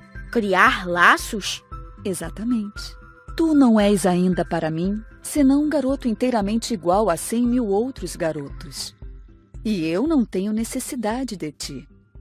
E tu também não tens necessidade de mim. Não passo a teus olhos de uma raposa igual a 100.000 outras raposas. Mas se tu me cativas, nós teremos necessidade um do outro. Serás para mim único no mundo, e eu serei para ti única no mundo. Começo a compreender. Existe uma flor. Eu creio que ela me cativou. É possível. Vê-se tanta coisa na terra. Ah, não foi na terra. A raposa pareceu intrigada. Num outro planeta? Sim. Há caçadores nesse planeta? Não. Que bom. E galinhas? Também não. Nada é perfeito. Suspirou a raposa. Mas a raposa retomou seu raciocínio. Minha vida é monótona. Eu caço as galinhas e os homens me caçam. Todas as galinhas se parecem e todos os homens se parecem também. Isso me incomoda um pouco. Mas se tu me cativas, minha vida será como que cheia de sol. Conhecerei um barulho de passos que será diferente dos outros. Os outros passos me fazem entrar debaixo da terra. Os teus me chamarão para fora da toca, como se fosse música. E depois, olha, vês lá longe os campos de trigo? Eu não como pão. O trigo para mim não vale nada. Os campos de trigo não me lembram coisa alguma. E isso é triste. Mas tu tens cabelos dourados. Então será maravilhoso quando me tiveres cativado. O trigo, que é dourado, fará com que eu me lembre de ti. E eu amarei o barulho do vento no trigo. A raposa calou-se e observou por muito tempo o príncipe. Por favor, cativa-me. Eu até gostaria, mas não tenho muito tempo. Tenho amigos a descobrir e muitas coisas a conhecer. A gente só conhece bem as coisas que cativou. Os homens não têm mais tempo de conhecer coisa alguma. Compram tudo já pronto nas lojas. Mas como não existem lojas de amigos, os homens não têm mais amigos. Se tu queres um amigo, cativa-me. Que é preciso fazer? É preciso ser paciente. Tu te sentarás primeiro um pouco longe de mim, assim, na relva. Eu te olharei com um canto do olho e tu não dirás nada. A linguagem é uma fonte de mal-entendidos. Mas cada dia te sentarás um pouco mais perto. No dia seguinte, o príncipezinho voltou. Teria sido melhor se voltasses à mesma hora. Se tu vens, por exemplo, às 4 da tarde, desde as 3 eu começarei a ser feliz. Quanto mais a hora for chegando, mais eu me sentirei feliz. Às 4 horas, então, estarei inquieta e agitada. Descobrirei o preço da felicidade. Mas se tu vens a qualquer momento, nunca saberei a hora de preparar meu coração. É preciso que haja um ritual. Que é um ritual? É uma coisa muito esquecida também. É o que faz com que um dia seja diferente dos outros dias, uma hora das outras horas. Os meus caçadores, por exemplo, adotam um ritual. Dançam na quinta-feira com as moças da aldeia. A quinta-feira é então o dia maravilhoso. Vou passear até a vinha. Se os caçadores dançassem em qualquer dia, os dias seriam todos iguais e eu nunca teria férias. Assim, o pequeno príncipe cativou a raposa. Mas, quando chegou a hora da partida, a raposa disse: Ah, eu vou chorar. A culpa é tua, disse o príncipezinho. Eu não queria te fazer mal, mas tu quiseste que eu te cativasse. Quis. Mas tu vais chorar. Vou. Então, não terás ganho nada. Terei sim, por causa da cor do trigo. Depois ela acrescentou: Vai rever as rosas. Assim compreenderás que a tua é única no mundo. Tu voltarás para me dizer adeus, e eu te presentearei com um segredo. O pequeno príncipe foi rever as rosas. Vós não sois absolutamente iguais à minha rosa. Vós não sois nada ainda. Ninguém ainda vos cativou, nem cativastes ninguém. Sois como era a minha raposa. Era uma raposa igual a 100.000 outras. Mas eu a tornei minha amiga. Agora ela é única no mundo. E as rosas ficaram desapontadas. Sois belas, mas vazias. Não se pode morrer por vós. Um passante qualquer, sem dúvida, pensaria que a minha rosa se parece convosco. Ela sozinha é, porém, mais importante que todas vós, pois foi ela quem eu reguei. Foi ela quem pus sob a redoma. Foi ela quem abriguei com o paravento. Foi nela que eu matei as larvas, exceto 2 ou 3, por causa das borboletas. Foi ela quem eu escutei queixar-se ou gabar-se, ou mesmo calar-se algumas vezes, já que ela é a minha rosa. E voltou então a raposa. Adeus. Adeus. Eis o meu segredo. É muito simples. Só se vê bem com o coração. O essencial é invisível aos olhos. O essencial é invisível aos olhos. Repetiu o príncipezinho para não se esquecer. Foi o tempo que perdeste com tua rosa que a fez tão importante. Foi o tempo que eu perdi com a minha rosa. Repetiu ele para não se esquecer. Os homens esqueceram essa verdade. Disse ainda a raposa. Mas tu não a deves esquecer. Tu te tornas eternamente responsável por aquilo que cativas. Tu és responsável pela tua rosa. Eu sou responsável pela minha rosa. Repetiu o príncipezinho, para não se esquecer.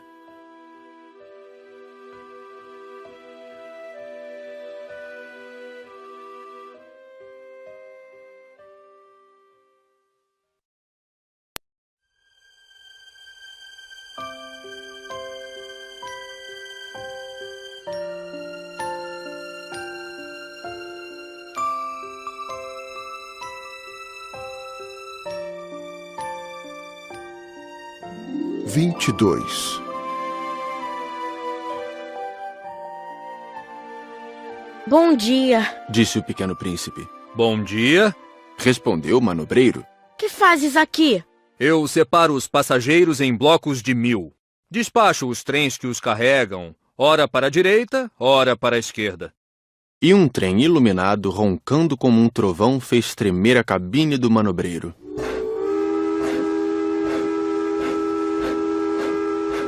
Eles estão com muita pressa. O que é que estão procurando? Nem o homem da locomotiva sabe. E apitou, vindo em sentido inverso, um outro trem iluminado.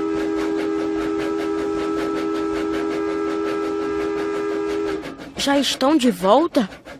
Não são os mesmos. É uma troca. Não estavam contentes onde estavam?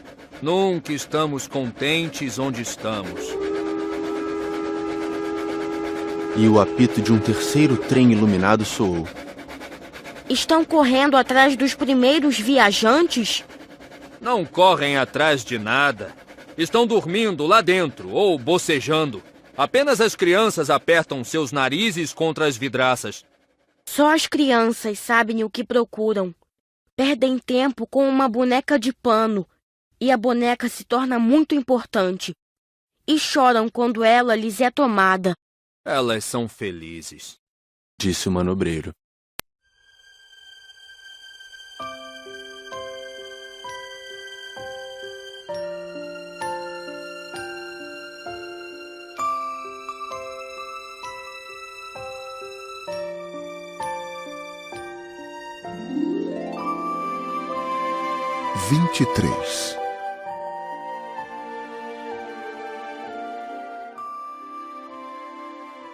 Bom dia, disse o Pequeno Príncipe. Bom dia, disse o vendedor. Era um vendedor de pílulas especiais que saciavam a sede. Toma-se uma por semana e não é mais preciso beber. Por que vendes isso?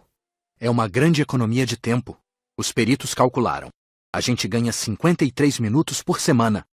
E o que se faz com esses 53 minutos? O que a gente quiser. Pensou o Pequeno Príncipe.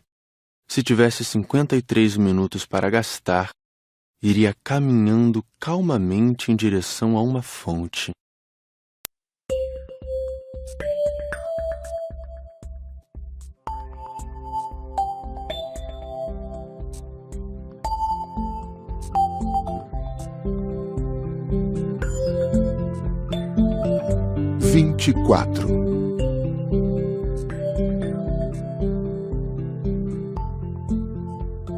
Estávamos no 8º dia de minha pane no deserto.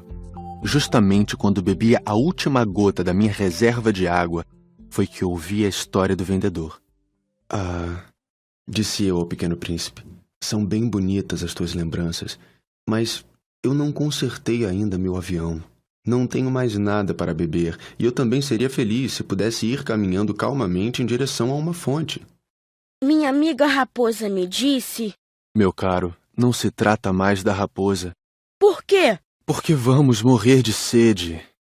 Ele não compreendeu meu raciocínio e respondeu. É bom ter tido um amigo, mesmo se a gente vai morrer. Eu estou muito contente de ter tido uma raposa como amiga. Ele não pode avaliar o perigo, pensei. Não tem nunca fome ou sede. Um raio de sol lhe basta. Mas ele me olhou e respondeu ao meu pensamento. Tenho sede também. Procuremos um poço. Eu fiz um gesto de desânimo. É absurdo procurar um poço ao acaso na imensidão do deserto. No entanto, pusemo-nos a caminho. Já tínhamos andado horas em silêncio quando a noite caiu e as estrelas começaram a brilhar. Eu as apreciava como num sonho, porque a sede me tornara febril. As palavras do Pequeno Príncipe ressoavam na minha memória. Tu tens sede também? Perguntei-lhe.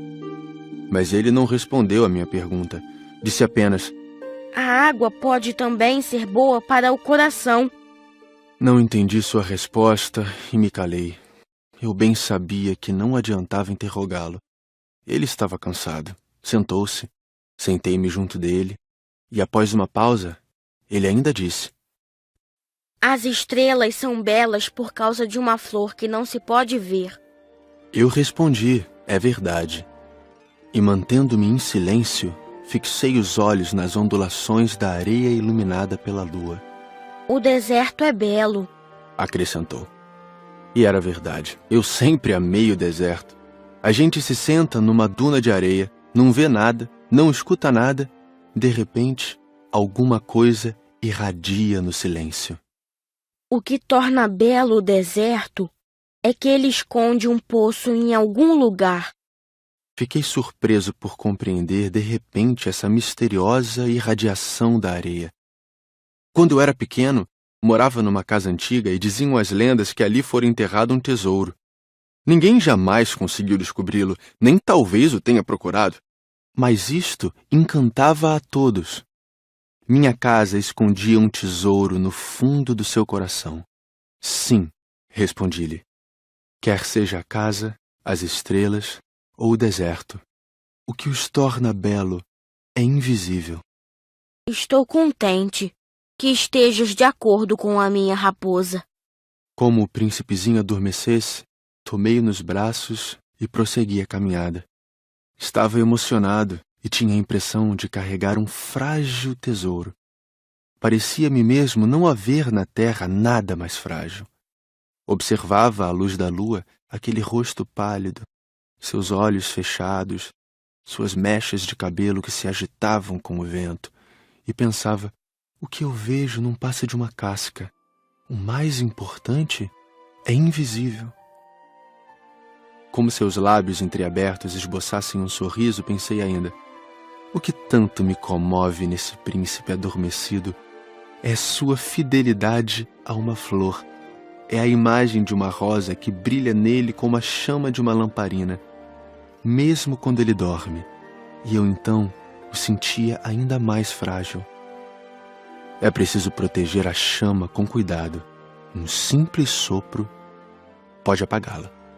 E continuando a caminhada, eu descobri o poço, ao raiar do dia.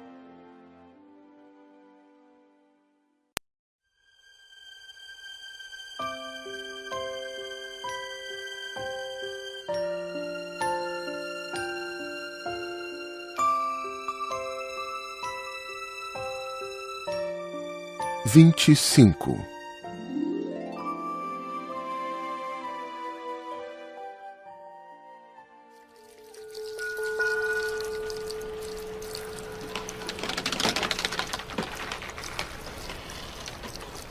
Os homens embarcam nos trens, mas já não sabem mais o que procuram.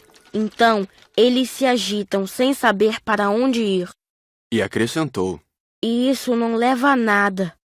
O poço a que tínhamos chegado não se parecia de forma alguma com os poços do Saara. Os poços do Saara são simples buracos na areia. Aquele parecia um poço de aldeia, mas não havia ali aldeia alguma, e eu pensava estar sonhando. É estranho. Tudo está preparado. A roldana, o balde e a corda. Ele riu, pegou a corda, fez girar a roldana, e a roldana gemeu como geme um velho catavento. Tu escutas? Estamos acordando o poço. Ele canta. Eu não queria que ele fizesse nenhum esforço. Deixa que eu puxe. É muito pesado para ti. Lentamente içei o balde e, com cuidado, o coloquei na borda do poço. O canto da roldana ainda permanecia nos meus ouvidos, e na água ainda trêmula, eu podia ver o reflexo do sol. Tenho sede dessa água. Dá-me de beber. E eu compreendi o que ele havia buscado. Levantei o balde até sua boca. Ele bebeu, de olhos fechados. Era doce como uma festa. Essa água era muito mais que um alimento. Nascera da caminhada sob as estrelas, do canto da roldana, do esforço do meu braço. Era boa para o coração, como um presente. Quando eu era pequeno, as luzes da árvore de Natal, a música da missa de meia-noite e a doçura dos sorrisos se refletiam nos presentes que ganhava. Os homens do teu planeta cultivam 5.000 rosas no mesmo jardim e não encontram o que procuram. É verdade. E, no entanto, O que eles procuram poderia ser encontrado numa só rosa ou num pouco de água. É verdade. E o príncipezinho acrescentou: Mas os olhos são cegos. É preciso ver com o coração. Eu tinha bebido. Respirava normalmente. Ao amanhecer, a areia é cor de mel. E a cor de mel também me fazia feliz. Por que, então, eu estava triste? É preciso que cumpras a tua promessa. Disse baixinho o pequeno príncipe, que estava, de novo, sentado junto de mim. Que promessa? Tu sabes, a mordaça do meu carneiro. Eu sou responsável por aquela flor. Tirei do bolso os meus esboços de desenho. O príncipezinho os viu e disse rindo: Teus baobás mais parecem repolhos. Oh, eu que caprichara tanto nos meus baobás. Tua raposa, as orelhas dela parecem chifres e são compridas demais. Ele riu outra vez. Tu és injusto, meu caro. Eu só sabia desenhar jiboias abertas e fechadas. Não faz mal. As crianças entendem. Rabisquei, então, uma pequena mordaça, mas, ao entregá-la, senti um aperto no coração. Tu tens planos que eu desconheço. Ele não me respondeu, mas disse: Lembras-te da minha chegada na Terra? Será amanhã um aniversário. Depois, após um silêncio, acrescentou: Caí pertinho daqui. E enrubesceu. E de novo, sem compreender porquê, eu senti uma estranha tristeza. Entretanto, ocorreu-me perguntar: Então não foi por acaso que vagavas sozinho quando te encontrei? Há 8 dias, a milhas e milhas de qualquer região habitada? Estavas retornando ao local onde chegaste? Ele enrubesceu novamente. E eu acrescentei, hesitando: Talvez por causa do aniversário? O príncipezinho ficou mais vermelho. Não respondia nunca às perguntas, mas quando a gente enrubesce, é o mesmo que dizer sim. Não é verdade? Ah, eu tenho medo. Mas ele me respondeu: Tu deves agora trabalhar, voltar para teu aparelho. Espero-te aqui. Volta amanhã de noite. Mas eu não estava seguro. Lembrava-me da raposa. A gente corre o risco de chorar um pouco quando se deixou cativar.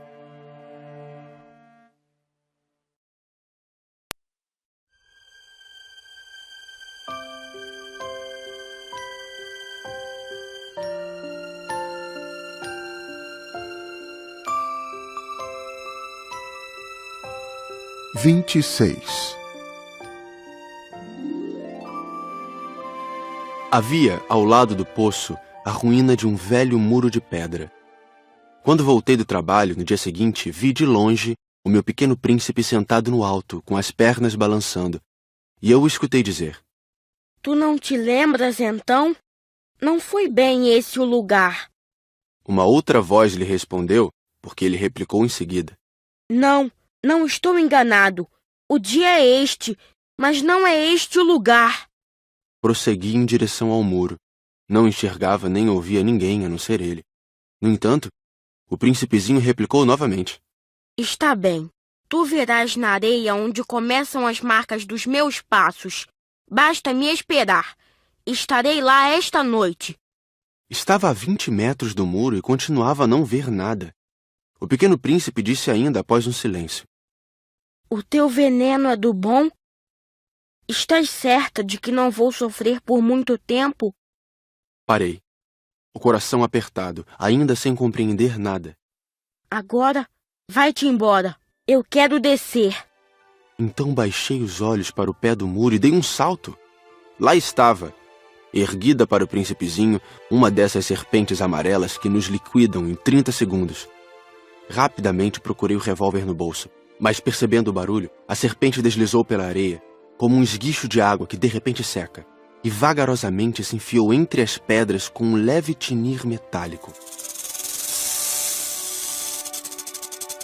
Cheguei ao muro a tempo de segurar nos braços o meu caro príncipe, pálido como a neve. Que história é essa? Tu conversas agora com as serpentes?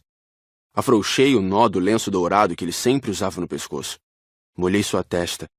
Dei-lhe de beber. E agora não ousava perguntar-lhe mais nada. Olhou-me seriamente e abraçou o meu pescoço. Senti o seu coração bater de encontro ao meu, como de um pássaro morrendo, atingido por um tiro. Ele me disse: Estou contente de teres consertado o defeito de tua máquina. Vais poder voltar para casa. Como soubeste?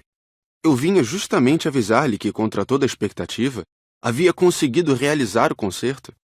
Ele não respondeu à minha pergunta, mas acrescentou: Eu também volto hoje para casa. Depois, tristonho, disse: É bem mais longe, bem mais difícil. Eu percebia claramente que algo de extraordinário se passava. Apertava-o nos braços como se fosse uma criancinha. Mas tinha a impressão de que ele ia deslizando no abismo, sem que eu nada pudesse fazer para detê-lo. Seu olhar estava sério, vagando no além. Tenho o teu carneiro, e a caixa para o carneiro, e a mordaça. Ele sorriu com tristeza. Esperei muito tempo. Sentia que seu corpo aos poucos se reaquecia. Meu caro, tu tiveste medo. É claro que tivera. Mas ele sorriu docemente. Terei mais medo ainda esta noite. O sentimento do irremediável me fez gelar de novo.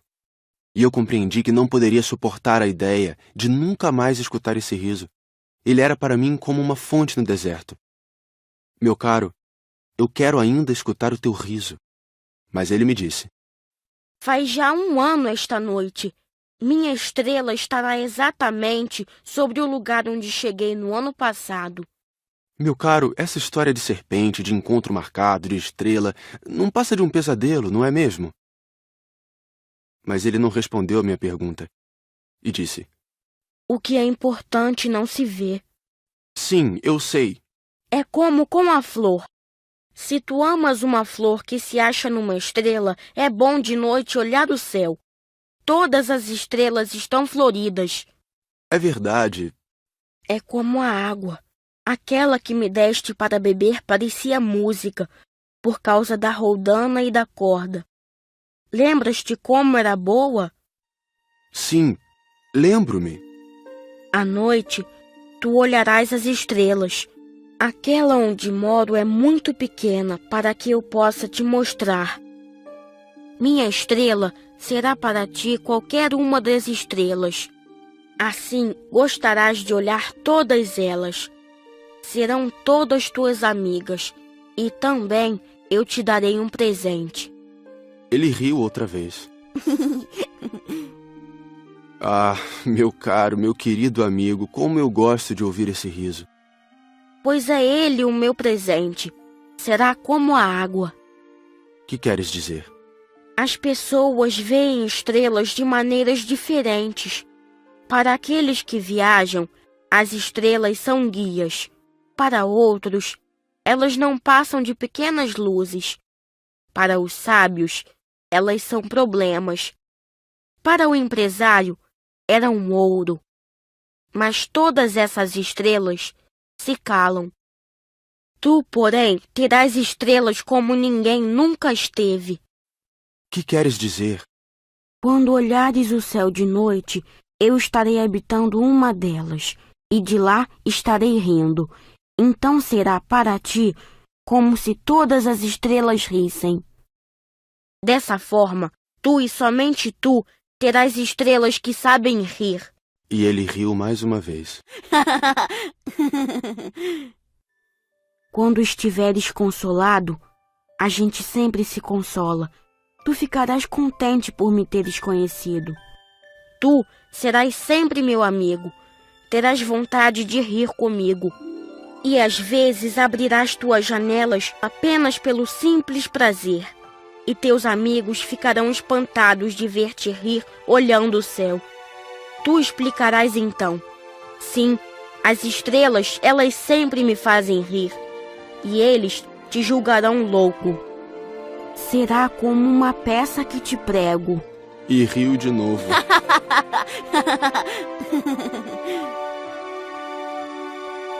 Será como se eu te houvesse dado, em vez de estrelas, montes de pequenos guizos que sabem rir. E riu de novo.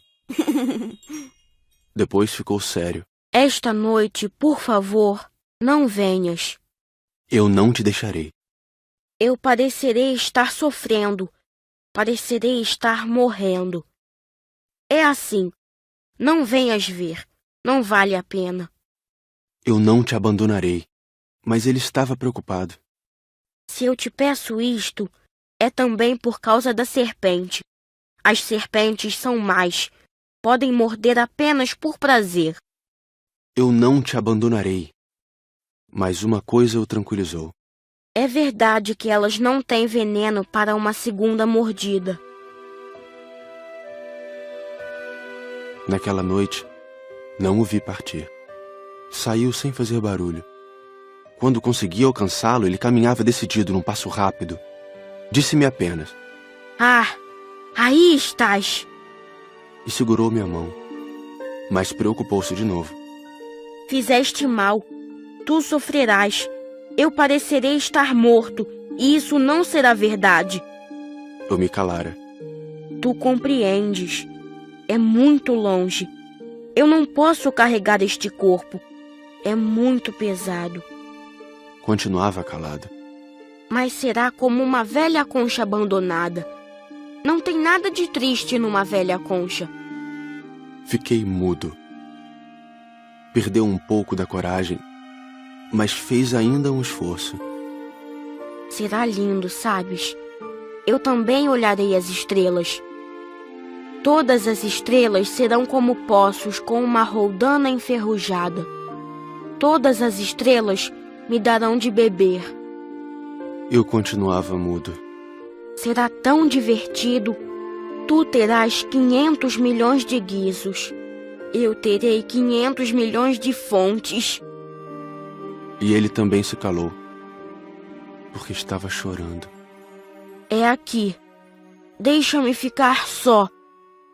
E sentou-se, porque tinha medo. Disse ainda: Tu sabes, minha flor, eu sou responsável por ela. Ela é tão frágil, tão ingênua. E tem apenas 4 pequenos espinhos para defendê-la do mundo. Eu me sentei também, pois não conseguia mais ficar de pé. Ele disse: Pronto. É isso. Hesitou ainda um pouco, depois levantou-se. Deu um passo. Eu não podia mover-me. Houve apenas um clarão amarelo perto da sua perna. Permaneceu por um instante imóvel. Não gritou. Tombou devagarinho, como tomba uma árvore. Nem fez sequer barulho, por causa da areia.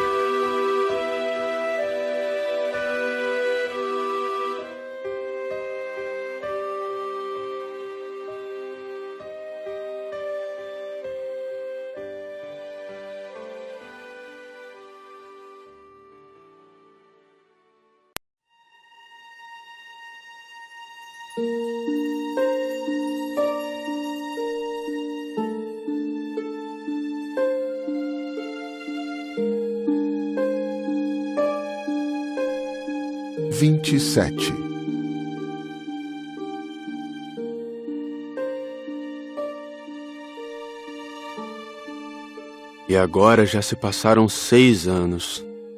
Jamais contar essa história. Os companheiros que me encontraram quando voltei ficaram contentes de me ver são e salvo.